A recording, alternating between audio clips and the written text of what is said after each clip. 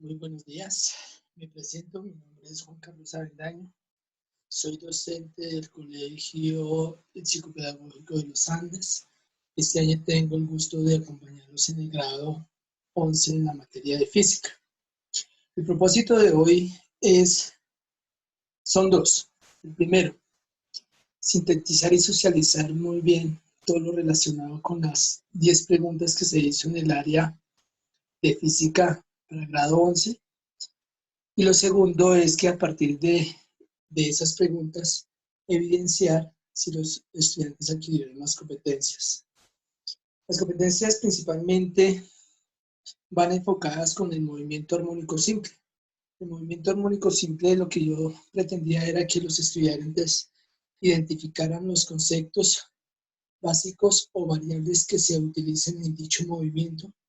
Y segundo, tratar que el estudiante reconozca los conceptos de oscilación, movimiento periódico y movimiento armónico simple en sus contextos, en los lugares donde ellos se están moviendo o están contextualizando a partir de lo que observan y que relacionen estos tipos de movimientos en este tipo de movimiento en el eje temático trabajado en este primer periodo. Para ello yo les traje una pequeña presentación de las preguntas y a partir de ella, pues nosotros lo que pretendo es que hagamos la socialización de las respuestas. La primera pregunta hacía referencia a lo siguiente. Nos decía que era fuerza, dice la primera pregunta, una fuerza recuperadora es. Cuando nosotros hablamos de fuerzas recuperadoras, principalmente hacemos referencia a cuerpos que tienen la capacidad de deformarse y volver a su estado original cuando se le aplica una fuerza. Principalmente en nuestro contexto, ¿qué cuerpos podemos encontrar con estas características? Encontramos las que son los resortes y las bandas elásticas. Si nosotros aplicamos una fuerza a un resorte, este resorte lo puedo aplicando la fuerza, lo puedo comprimir o lo puedo deformar. Y ese resorte tiende nuevamente a volver a su estado original. O una banda elástica, esas bandas elásticas que se utilizan en la rutina en los gimnasios, yo las utilizo para hacer determinadas secuencias, pero yo le aplico una fuerza a esa banda elástica y esa banda elástica pierde su longitud inicial y se alarga a un determinado valor. Pero una vez que yo le deje aplicar la fuerza, ella tiende a volver a su estado original. O si no, a partir de ello, en cuanto a las respuestas opcionales nos dan, la primera era la fuerza que ejerce una superficie. En términos de física, en la física mecánica, en la física estática, cuando hablábamos de fuerzas mecánicas, hablábamos de que la fuerza que ejerce una superficie se llama fuerza normal. La fuerza que ejerce una cuerda, en términos de física, cuando una cuerda ejerce una fuerza se llama fuerza de tensión. Y la fuerza que ejerce la gravedad, la fuerza que ejerce la Tierra se llama gravedad. La opción que nos queda es la D, que es la fuerza que ejerce un resorte o una banda elástica. Cuando tenemos sistemas que relacionen bandas elásticas o resortes, son lo que llamamos también el concepto de fuerzas recuperadoras. En la segunda pregunta nos dice, en un resorte se deforma 3 centímetros por aplicarle una fuerza de 12 newton. La fuerza necesaria que se le debe aplicar al resorte para deformarlo 15 centímetros. Si no, yo puedo tomar este ejercicio, lo puedo trabajar de diferentes maneras. Yo podría aplicar una regla de 3. Estas son dos magnitudes directamente proporcionales, porque a mayor fuerza que le aplique al resorte, mayor se va a deformar. Entre más fuerza le aplique, más se va a deformar. Si no aplicando una regla de 3, yo podría calcular el valor que me están pidiendo, diciendo que 12 newton me deforma 3 centímetros, entonces 15 centímetros, ¿cuánta fuerza le debo aplicar? Si ustedes hacen esta operación, les va a salir 60 newton. 60 newton. En el diagrama que yo les presento ahí en la pantalla, pues tengo el resorte sin deformarse, le aplico la fuerza de 12 newton y se deforma 3 centímetros. Si le duplico la fuerza, serían 24 y iríamos en 6 centímetros. Si le triplico la fuerza, serían 36 y iríamos en 9 centímetros. Si le cuadruplico la fuerza serían 48 newton y esto formaría 12 centímetros. Pero si le aplico una fuerza de 60 newton, se deformaría 15 centímetros, que es la misma respuesta que nos están dando acá. Bien. La tercera pregunta hace referencia, dice, si una banda elástica se le aplica una fuerza de 20 dinas, la banda se deforma 2 centímetros. La cantidad que se le formará a la banda elástica cuando se le aplica una fuerza de 100 dinas.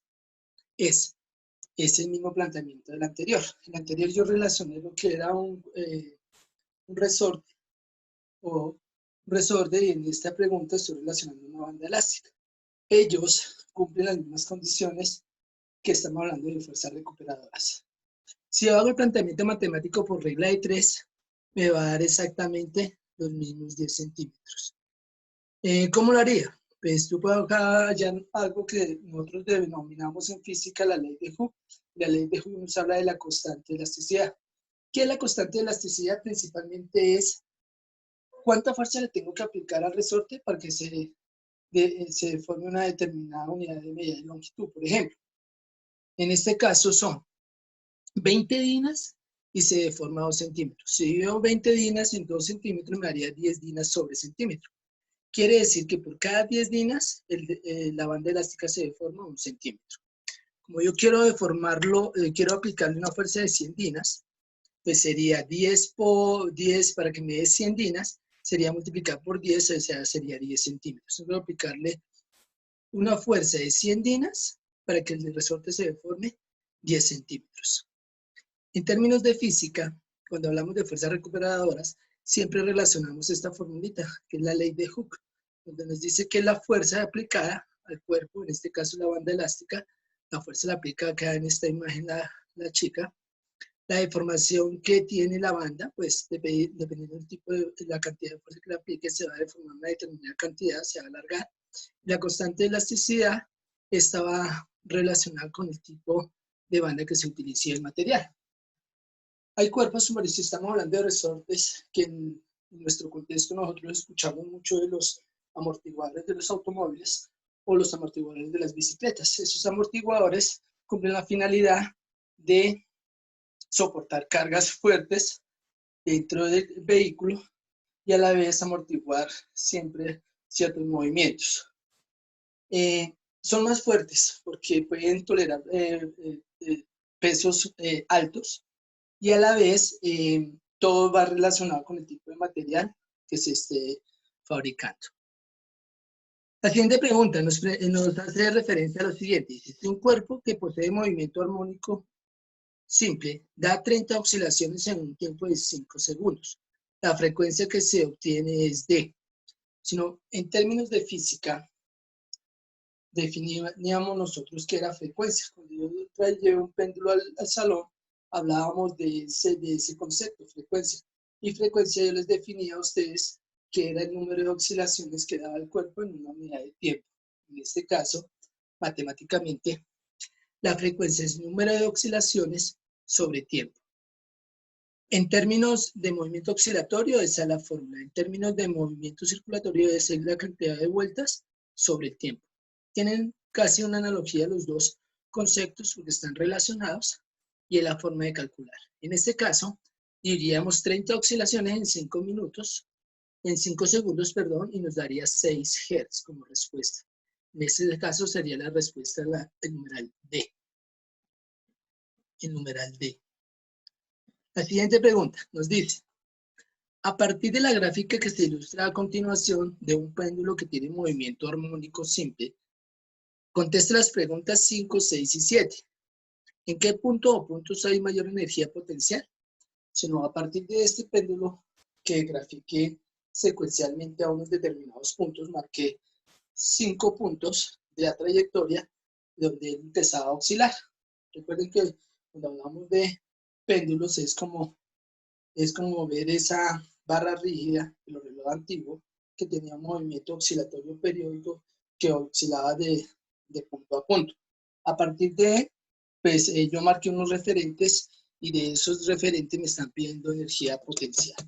Cuando nosotros hablamos de energía potencial, principalmente hablamos de la cantidad de energía que tiene un cuerpo, pero en un estado de reposo, que puede ser por su posición o por su condición.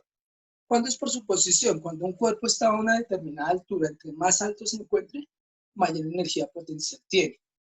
Y entre mientras menos altura tenga, menor energía potencial tiene. Por eso es que las montañas rusas, la primera referente que tiene al montarse en los vagones, nos lleva a la punta más alta de dicha montaña para que por la fuerza de gravedad, la acción de la fuerza de gravedad, coja demasiado impulso y el sistema pues funcione adecuadamente.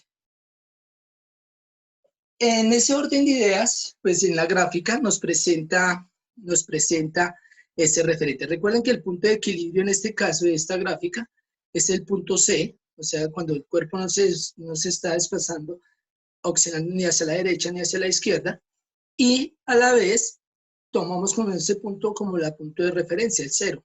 Observen que en el punto D y B tiene una determinada altura con respecto a esa referencia, y el punto E y A es otra referencia, pero tiene una determinada altura. Partiendo de estos conceptos, el punto que tiene mayor energía potencial sería el punto A y E en esa referencia.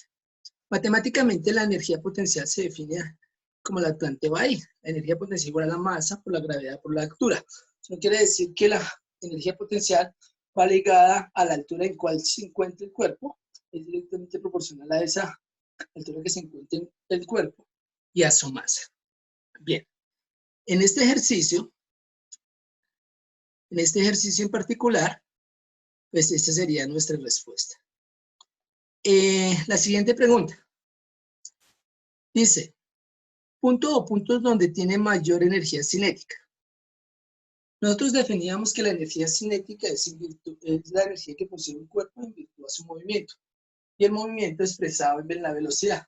Cuando un cuerpo tiene entre mayor velocidad de desarrollo, pues mayor energía cinética va a poseer.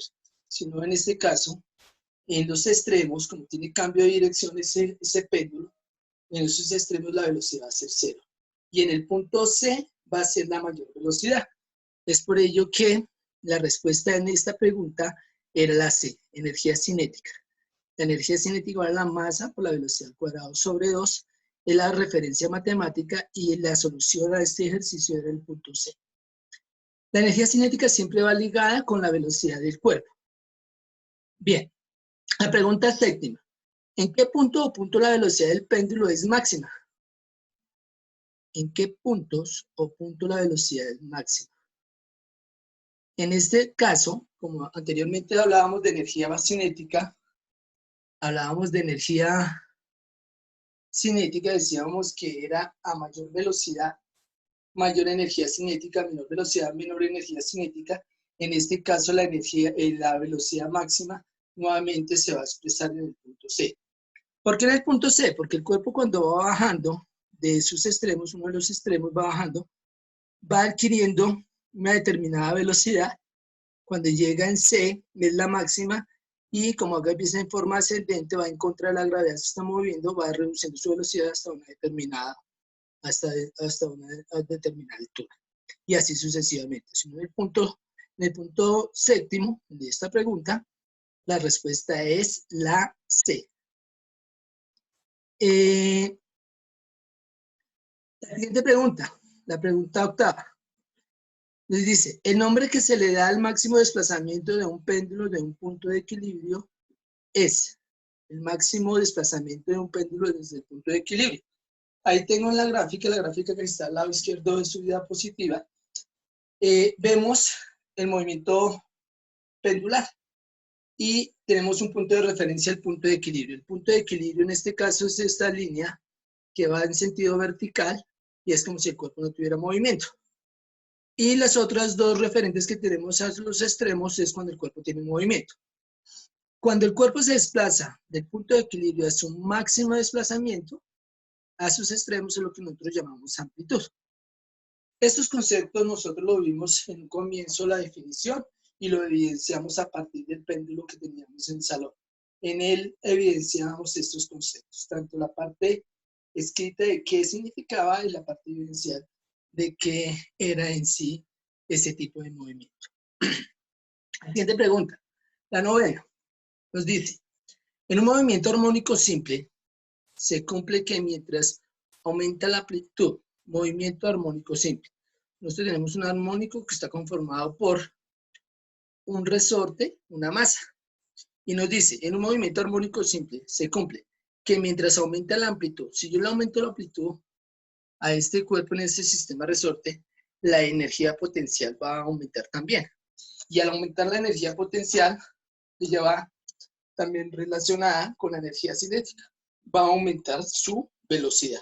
Eso es como cuando yo cojo un arco de flecha y ese arco de flecha, entre más lo deforme para impulsar la flecha, mayor energía cinética, energía potencial se almacena y se va a manifestar en mayor energía cinética, porque la flecha va a tener mayor alcance y mayor velocidad. Bien. Y la última, la pregunta abierta, pues habla de qué ocurriría con el periodo de oscilación de un péndulo simple si se cuadruplica su longitud. La longitud de un péndulo va relacionada con el periodo, si el periodo se relaciona con la longitud. Entre mayor longitud sea, pues mayor va a ser el recorrido, que va a ser en diferentes puntos de la oscilación y pues su periodo se va a ver afectado.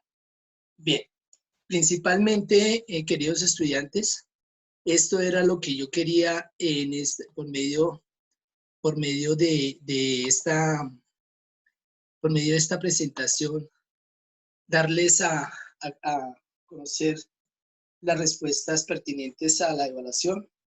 En él, pues hice el recorrido de cada una de las variables a tener en este tipo de movimiento y espero que haya sido muy claro y concreta la solución a esta evaluación de primer periodo.